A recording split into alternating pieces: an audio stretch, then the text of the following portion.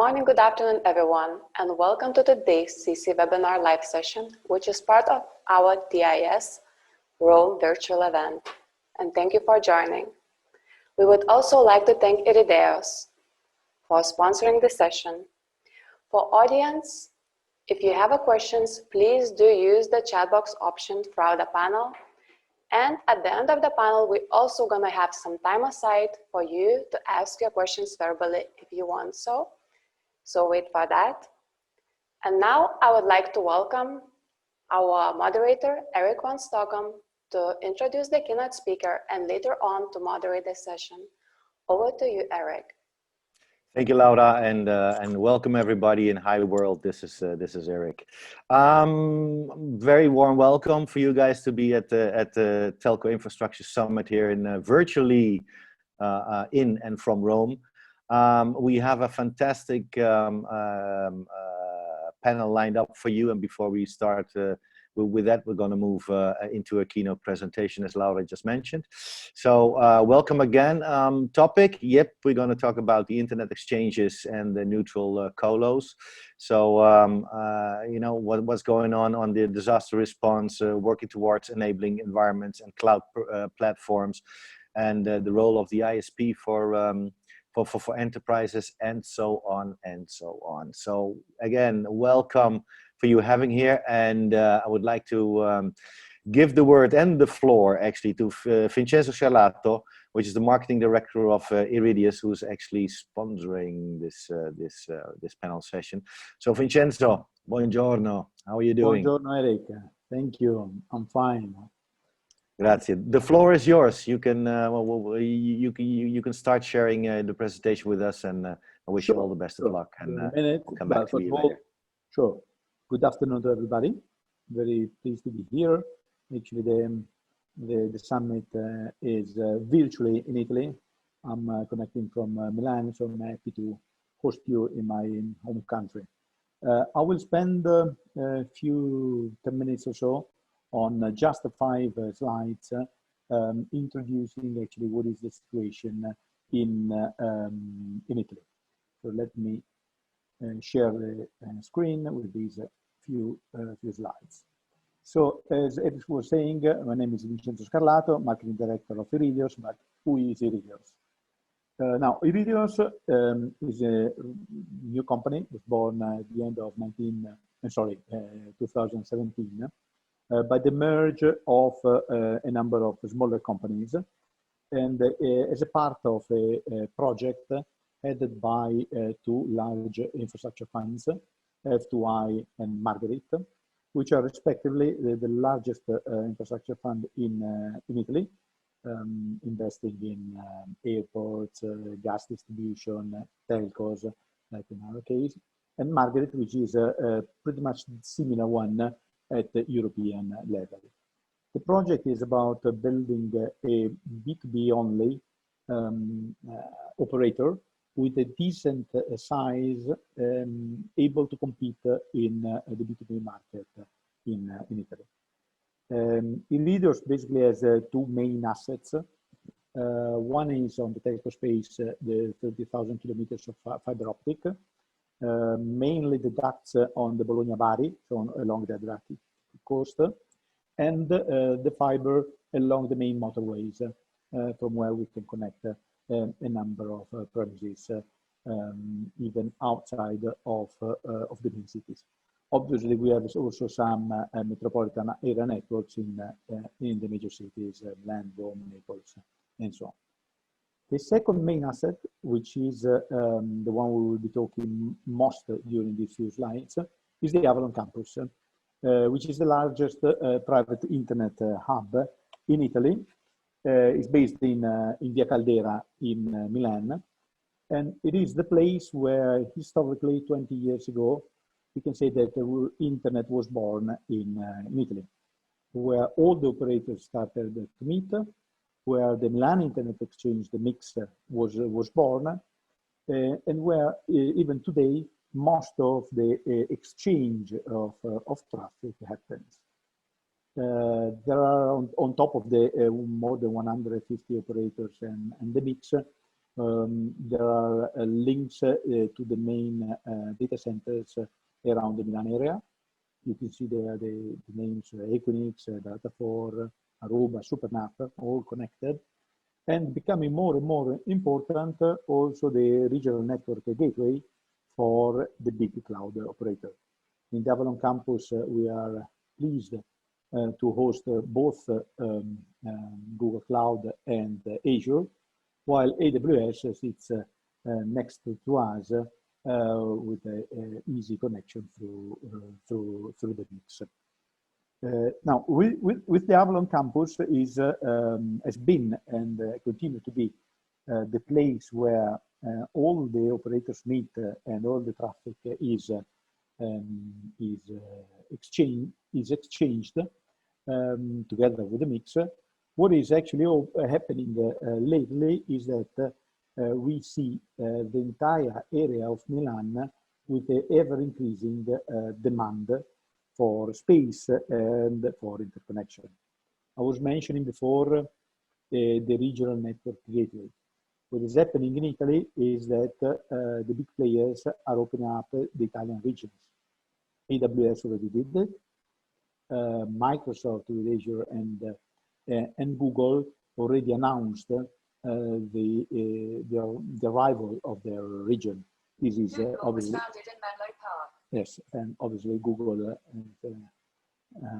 from my phone intervening.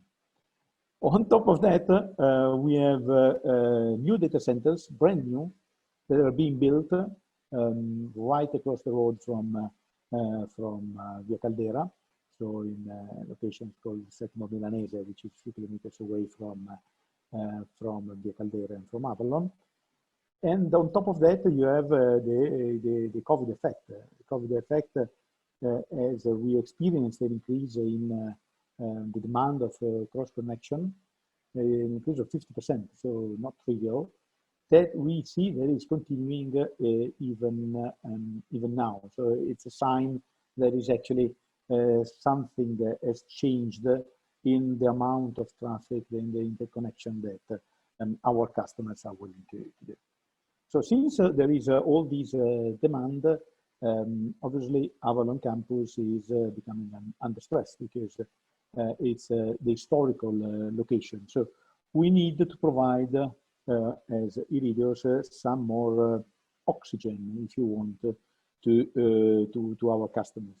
So I'm very pleased to announce, it's actually the first time we announce it, a Avalon 2, the first expansion of our campus, which is not the largest, as you can see, is 300 square meters with half a meg. But it is very important because it allows the Avalon campus to have, as I was saying, more space and more energy. What is more important is the fact that this data center is connected to the campus with a massive fiber deployment on 2 ways, 4.5 and 14 kilometers. And it enjoys the same cross-connection facilities through a distributed meeting room that you can have in Avalon campus. So that means that with a campus cross connection, if you want, you can have your passive connection from one rack in Avalon to the original Avalon. So we will open up this space in December. There is an existing, let's say, location that we had as Irideos, and we basically refurbished and adapted for the data center. So very happy to host the growing demand also in this first expansion here. Now, with this demand in the Milan areas, what is going to be next? Eric was mentioning it at the beginning. Well, what became clear is that in Italy, the COVID, I define it as an eye-opener for all the Italian companies that not always are in the front run of adopting the new technologies. And even more importantly, in the public sector, is an eye-opener for the fact that digitalization and cloud adoption is happening and will happen even more. So the booming demand in the Milan area was already happening. With the COVID, probably it is growing even more.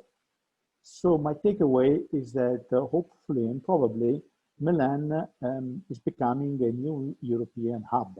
So over time, it will follow the path of Amsterdam, of London, of Frankfurt, which are obviously at the moment much bigger than Milan.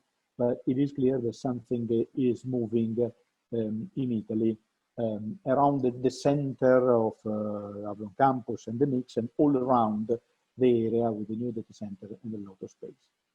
So what is my takeaway of that? Is the fact that in the past, interconnection, the neutral colo has been the enabling environment basically for everything when it comes to interconnection. But what is becoming more and more apparent is that the interconnection, the sheer volume of interconnection of colo, neutral colo, is actually also the fuel for future growth. So it's important at the beginning, but it's also important if you want these areas to become a real hub for the future growth. So I hope I stayed in the 5-10 minutes of speech. I will hand it over to Eric for interesting conversation after that. Let me stop the sharing. Thank you so much, Vincenzo, and I think it has been loud and clear. And let me check if from the participants on the chat I see some questions coming. No, I think you're actually quite clear, so no questions. Maybe from the panelists, which I later on will have a point to introduce. Then you from my side, Vincenzo, you mentioned we hope that Milano will be, let's say, next to Frankfurt and London and of course Amsterdam, will become another, let's say, main hub in Europe for the world. What do you think is still needed to accomplish that? What do you need? I think that the local environment is important in terms of the demand that is coming from the Italian companies and the public sector. If you look at all statistics, Italy is still behind in this front, but that means that there is an opportunity for growth. Now we see a lot of investment at the moment planned. You know, you talk about the recovery fund. What is needed is that these projects turn into reality, and more and more companies and public administration adopt the cloud and move from an old style to the brave new world. So this is, for me, is one. Secondly, many things are already happening, so we just need the time for them to happen. I mentioned the region of the big players. They are about to come, but we still need to see them. So AWS has arrived. It will require a few months, hopefully not years, before Microsoft and Google will open up their regions here. We think that will accelerate a lot the market and the demand. So it's the usual chicken and egg, you know. Customers and the offer of infrastructure will need to go hand in hand. When it comes to interconnection, and then I'll pass over to my colleagues, I think that a number of opportunities are already there. We will do our part. I mentioned the first expansion of Avalon campus. We will find other ways to support the growth as it will come. Okay. Okay, super. Thank you, Vincenzo. Really, really interesting, and thank you so much for your answer, but mainly actually for your presentation, for your keynote presentation, and to give us an understanding what Irideos is standing for, where it comes from, and with, let's say, your new opening on the campus. That means a lot to the world. They know it, so they can start dropping you a call. Correct? Sure. Okay, fantastic. So again, thank you very much, and honored to have you here as a keynote speaker, Vincenzo from Irideos. Grazie. So let's move on. Ladies and gentlemen, I'm also proud and honored that next to Vincenzo, who you just heard, and who will be on our panel discussion as well, we have Onno Bos and Dean Belef, and I'm very happy and honored to have them on the stand here with us, actually, to discuss what's going on in the IX world and the neutral colocation. Well, what are we facing and so on. So keep on tuned, and these gentlemen, these subject matter experts, they will tell you exactly what's out there and what's there to expect. Dean, if I may give you the floor first to quickly tell the people who you are, what you do, and what you believe in. Thank you, Eric. My name is Dean Belef, VP Services at Netix. We are a distributed exchange platform covering 35 countries globally, and the main idea behind Netix is to connect all our members and companies locally and exchange traffic globally. Okay, super. Onno, welcome. Yeah, thank you very much. Onno Bos with M6. I'm a sales director here. We operate internet exchange worldwide, and obviously our main one is in Amsterdam, where we have more than 880 customers connected. So that's a large one. Distributed over 14 data centers. And part of our aim is to grow our footprint, to introduce new services, and to enhance the customer experience. Okay, thank you very much, Onno, and also for you and Dean and Vincenzo again. Happy to have you and to listen to you guys. Now, Dean, if I can come to you, just the current IX and IXP landscape. What can you tell us about it, and who and what are actually the key drivers, and what are the latest developments in the IX land? Well, peering is becoming a quality product as prices of transit are dropping at high volumes.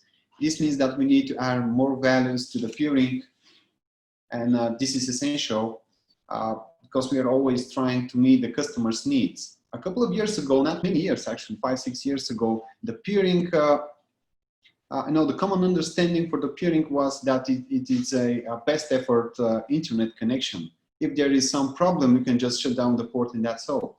Now we have on the table offerings coming from the IXPs like SLAs, security and service self-administration, voice and data and TV channels distribution. We are giving the opportunities to our members to sell out their services over the existing IXP platform. We have the IXPs as one-stop shopping service and a platform.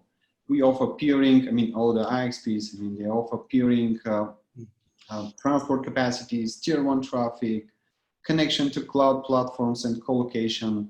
So, this is the new normal. The IXPs, they're becoming not only a best ever internet provider or things like that, but following the customer needs, we start offering more and more services.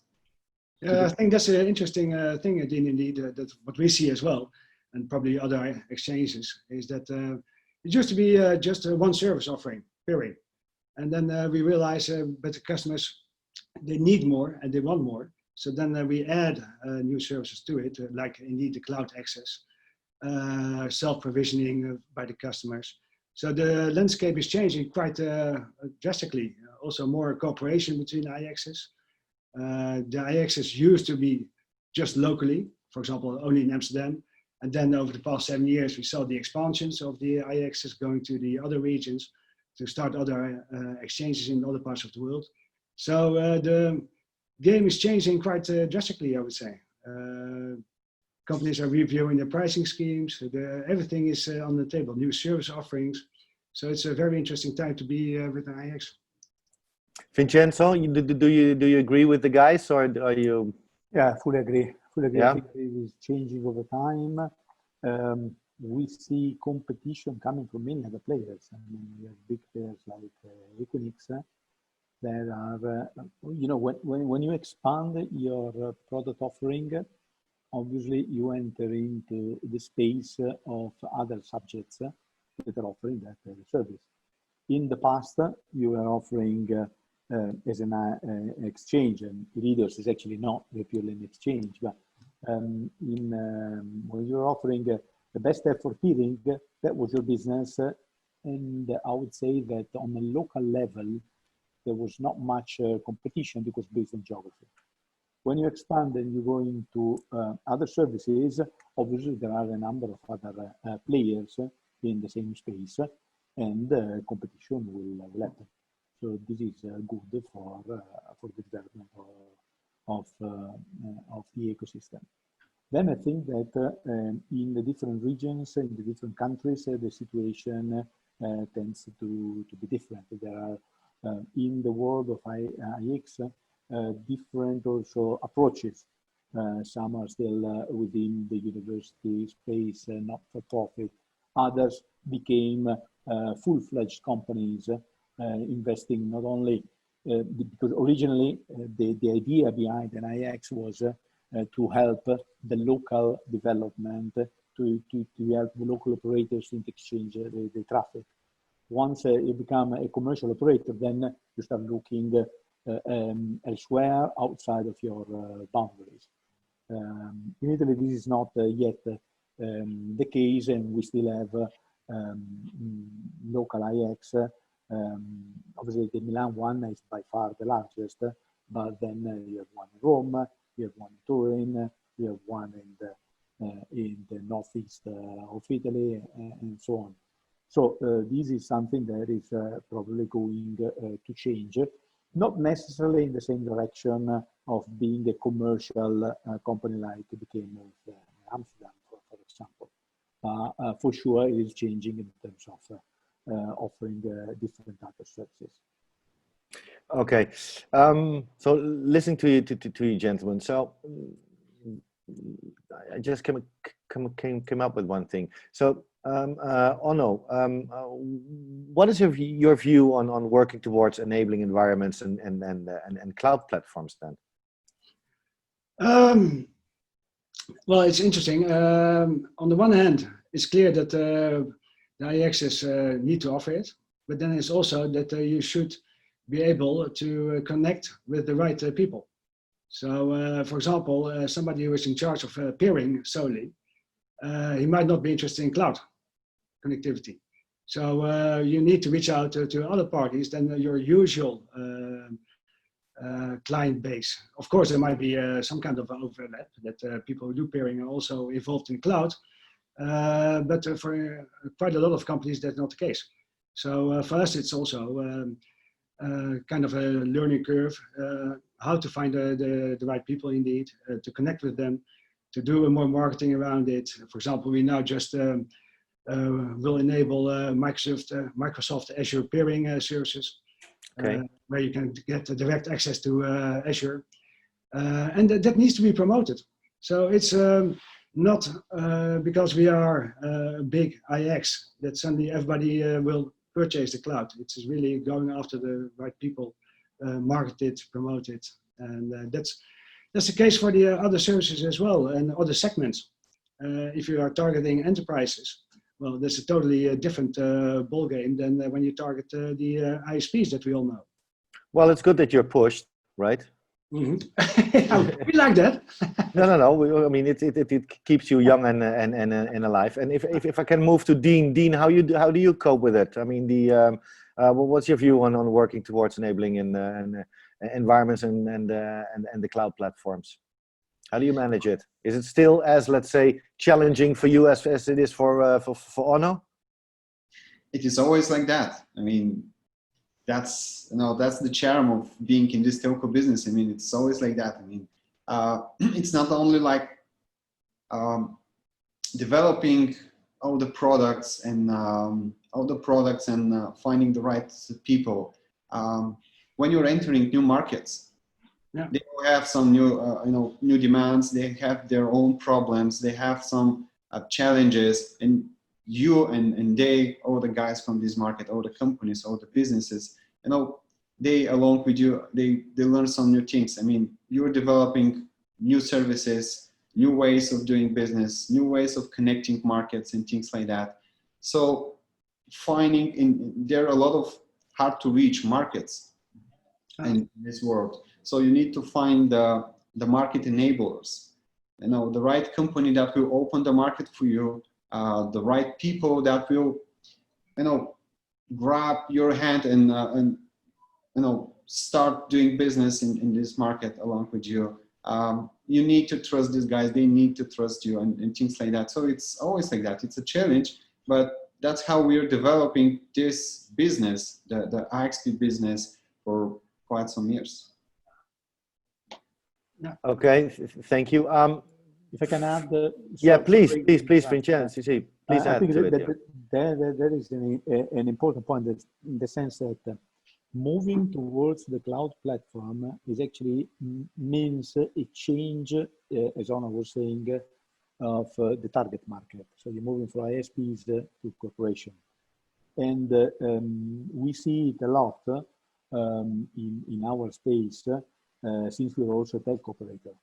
So more and more often, when we approach our corporate customers with our telco solution, they have their cloud solution as well. So the aim now becomes not only to offer the simple telco solution, but the entire solution to their needs.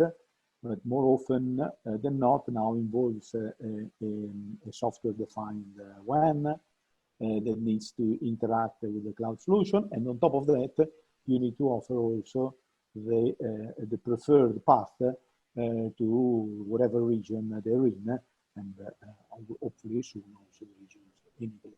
So I think this is changing a lot the way you approach your customers with a full range of...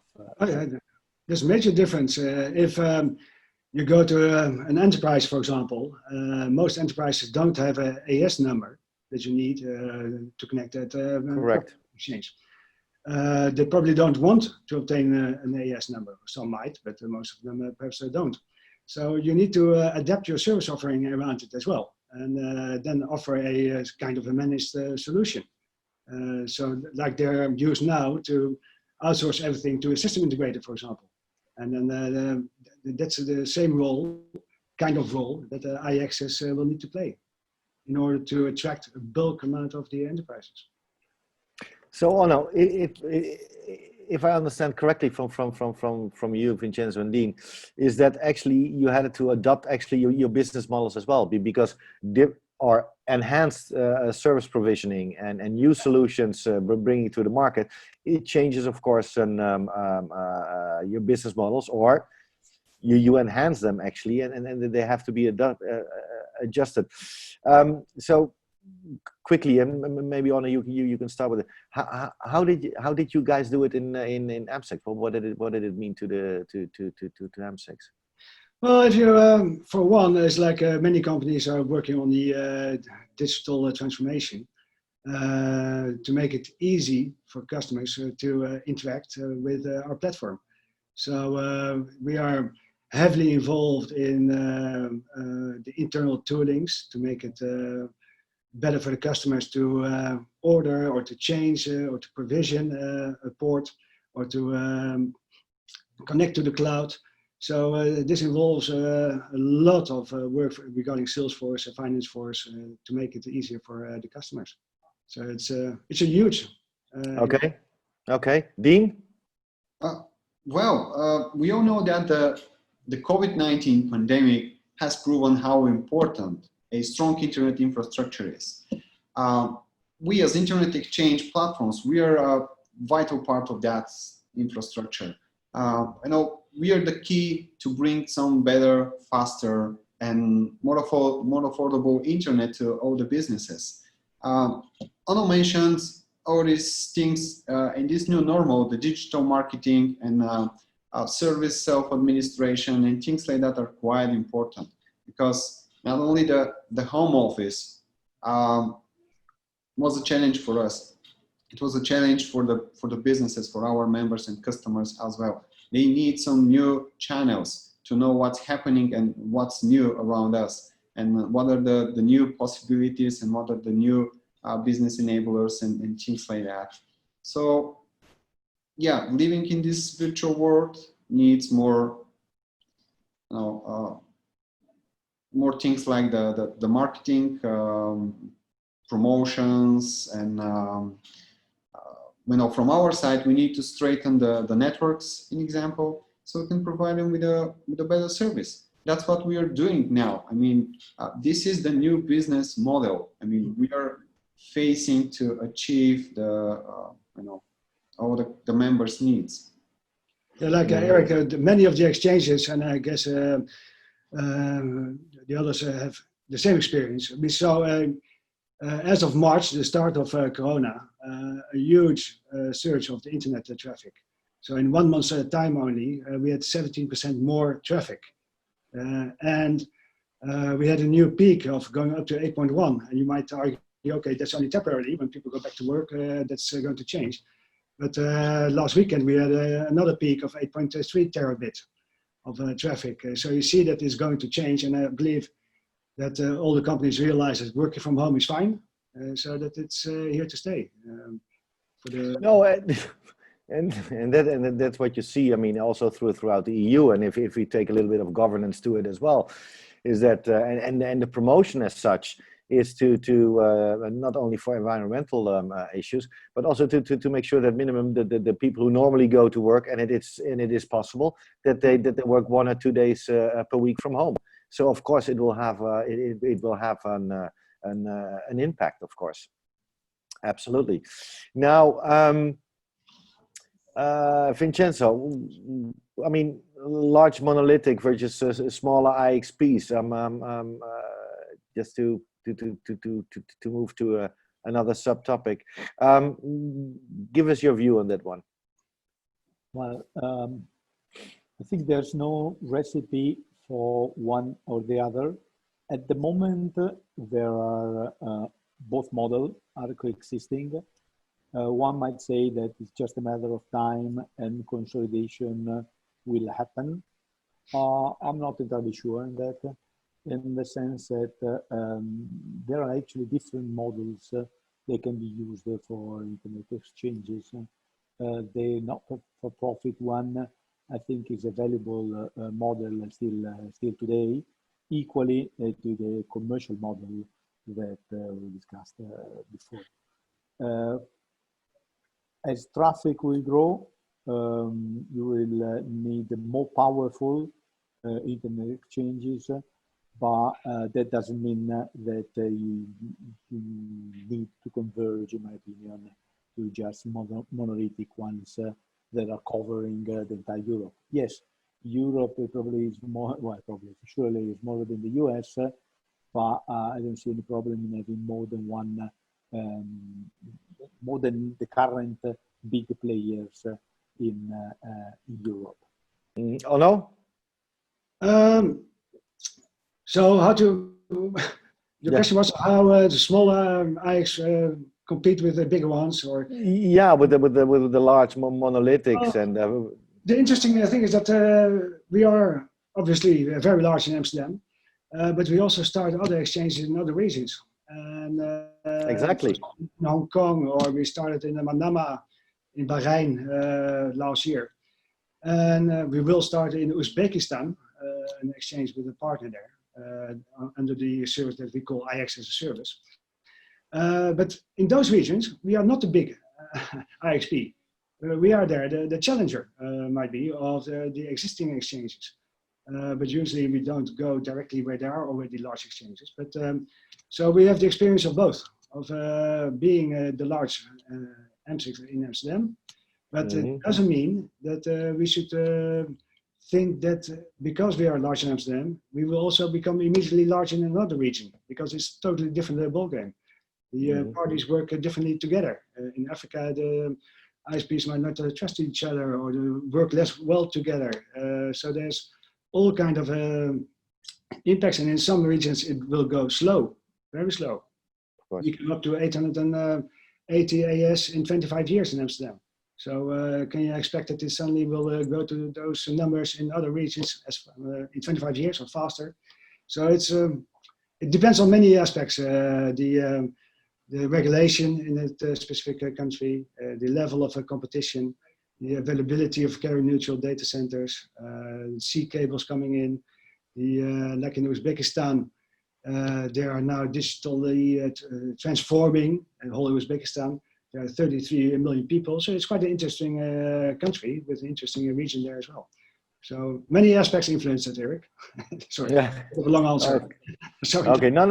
That's fine because it at least it gives us an impression in you know what is out there, what's there to expect, and what you actually both are saying is actually that they can really live very well next to each other, depending on the situation, depending on the region, and so on. And even if you are, let's say, in one country a huge or the biggest IX, it doesn't automatically mean that your services could be, let's say, as a challenger in another region, could be on the market, as you mentioned, Uzbekistan or other countries. Now, looking at the time, guys, I think we need to move on a little bit. So, Dean, question for you. IXPs for enterprises and cloud and other related IX areas. Will things change even more? What do you think? And maybe you can say something about the future. I think so. We already mentioned some good ideas. We can always work in that direction. On already mentioned connecting companies without ISN number. Oh, we can have them out for sure. But what about creating a marketplace for not so telco services? Why not? Why not to create our own content? I mean, the IXPs, they can create their own content, delivering it to the members. Why not adding end users or adding users over the top? I mean, there are plenty of options so we can support the community. We already mentioned the smaller IXPs versus the large monolithic ones. Well, they're all capable of providing some benefits to the community and to all these markets. The smaller IXPs, they often better understand the local community. I mean, they're closer to them. The large monolithic ones, they have the resources, they have the power, they have everything, so they can create new services for the good of the internet. Probably the truth is somewhere in between. And yeah, my bet is on the distributed exchanges, but yeah, that are cooperating with local IXPs and with the big guys so they can deliver services to all these markets locally. So Dean, do you charge for your distributed exchanges differently? So let me put it this way: when there's a party is connected in Sofia, and they also want to have a connection to the other exchange that you have somewhere else, is that all with one port you get it, or do you need to pay extra? That's how we started it like 7 years ago, and it's like that till now. I mean, single port, all the services on that port. So maybe good tip for you, or no? Well, yeah, we are. It depends. It depends. Yeah. It depends. So Dean, let me stay with you, and then I go to the other guys. What's out there next? How do you see the future? What more will happen? Do you have a short answer for that? Except IX as a service. I was about to say, I mean, we need to put the control in the customer's hands. I mean, providing them with the needed tools, with all the needed services and things like that, so they can take the right decision for them. Okay, cool. Vincenzo? I think we will see a lot of evolution, because up to now we have not talked about new entrants in the market. And I think the big telcos, which have been the laggards up to now, sooner or later they will enter. I think it's very interesting what the team is doing with Google for a number of reasons, but I think it can change the way this space is operated. Because when you look at the customers, as I was saying before, customers, corporations are looking for an integrated service provider rather than buying here and there. Once the telcos will realize that it is an interesting space to be, I think they will have their saying. And there are now all the technologies like the SD-WAN I was referring before that is allowing them to play a bigger role. We as Irideos are trying to be one of the first operators that are already present in this space, since we have both the telecoms and the data center and our own cloud platform and managed services. We'll see if in the bigger markets, I think that in the US they're already starting, we will see telcos moving into this space as well. Absolutely.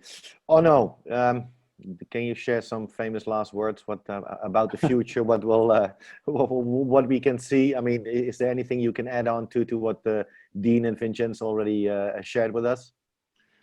No, but well, we also see that exchanges start to work more closely together as well. For example, partnerships really important. But also develop things together.